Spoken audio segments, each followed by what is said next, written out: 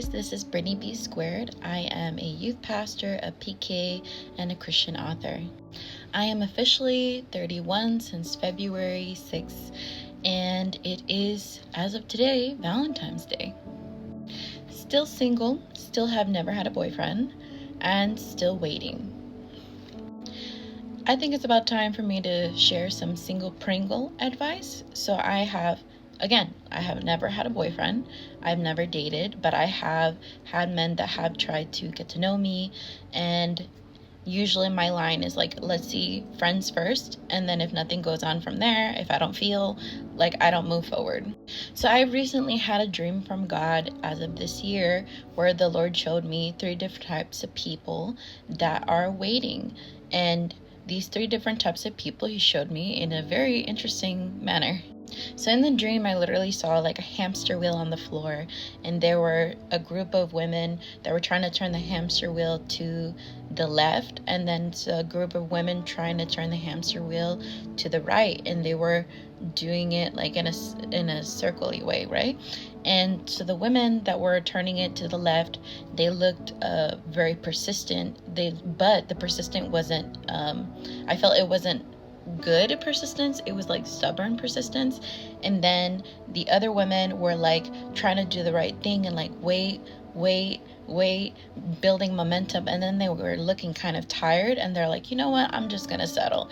And then there was another group of women that was smaller, and they looked like they were trying their best. When I say small, I mean like 5 people around there in the dream.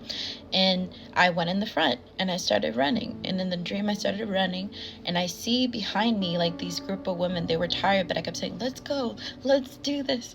And then I see this ugly guy come in the back. It's a dream. An ugly guy in the back who whispers and says, just settle for someone like me. And I'm like, no. I rebuke you. So these 3 different types of women, or 3 different types of singles in general, because I don't talk to just women, right? Amen. There is the stubborn, the settler, and then the power through. That is what I wrote in my book. I'm writing a book right now, and I'm not going to be done until the Lord puts it in my heart, like, okay, you can like publish this book. So the stubborn are people that the Lord has taught me that they are someone that they don't even ask God if this is their person. They don't even ask God, like, is this the right person for me? And this is the stubborn, the person that's like, you know what, I'm gonna get what I want, whenever I want, how I want. And usually for the stubborn, it's like they don't even, it doesn't go smooth. It's not smooth. The settler is someone that they were working hard towards being single, waiting for a good person, someone that they find attractive, and then in the end they just settle for someone that's nearby. I mean, they don't even like this person really that much. They don't even find this person attractive in any way, shape, or form. Not physically, not emotionally, not spiritually. I want to be a power through woman. I want to be someone that powers through. So God taught me a person that powers through not only is waiting for the person they find attractive, because my father taught me this. He said, if you don't find this person attractive, don't force attraction. Sadly, because the settler has low self-esteem, they have a tendency to fall for whatever is available to them. A person that powers through is someone that knows you can find someone that is attractive to you. You find them attractive. You can find someone that God puts peace in your heart, and the people that love you, that they feel peace also. Like, oh my gosh, I feel it. This is the one. And you're not going to feel like you're settling because you feel like this is it. Like, this is what I worked my butt off to wait for, and God approved. I think a great key that has been helping me stay single and wait and not settle, definitely it was the letter to God, where God taught me through my parents to write a letter of preferences. And when I say preferences, I'm not just talking about physical preferences. I'm talking about soul preferences. The soul is in the mind. The mind is the psyche. We know that. Something I admire that my mother told me, she says, when we fall in love with a person's soul.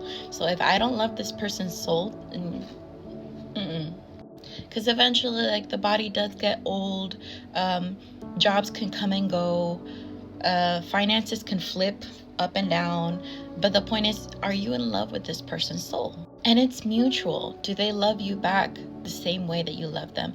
Because something that my best friend taught me is this. She says, love is a two-way streak. When you do something, you don't have to do everything. You don't have to like expect to do everything. You can do things halfway, because they'll do things halfway and you'll meet in the middle. There are some people that they're so used to doing all the hard work to maintain the relationship, to get this other person on the go, but even a shy person can be brave enough to show their affection. So long story short, this is my video for single Pringles, people that are waiting. Doesn't matter how old you are, doesn't matter how young you are. Number one, always give it to God. Ask the Lord, the big guy upstairs, like, is this the one? He will answer you. He will answer you through your friends, through your family, through your dreams, through the word. God personally always talks to me in dreams, and that's why every time I have a dream from the Lord, I pay attention. And I'm talking about godly dreams, not just natural dreams. I did write about that. I do have a book on that. Real quick, so a dream that God gave me once when I was probably like 13 was I was in an apartment in the dream. So I was in an apartment. I'm trying to remember. That's why I'm looking at the little cloud up here. And and I remember going to this apartment, and the guy that I had a crush on at that time, he had acted like a pig. He snorted like a pig, and he started eating like a pig. And I remember seeing this, and I turned around, and then I turned back, and I see he's standing in front of me like a demon, just right in front of me. And he had these red eyes, and I was freaking out. I was like cold feet and everything. And I just remember like I felt disgusting afterwards, waking up, and automatically my feelings for him went away. If you ask God, Lord, is this the person? God will answer. All you have to do is listen, learn to listen. Amen. So love you guys. God bless you, and have a beautiful Valentine's Day or Galentine's Day. Amen. God bless you.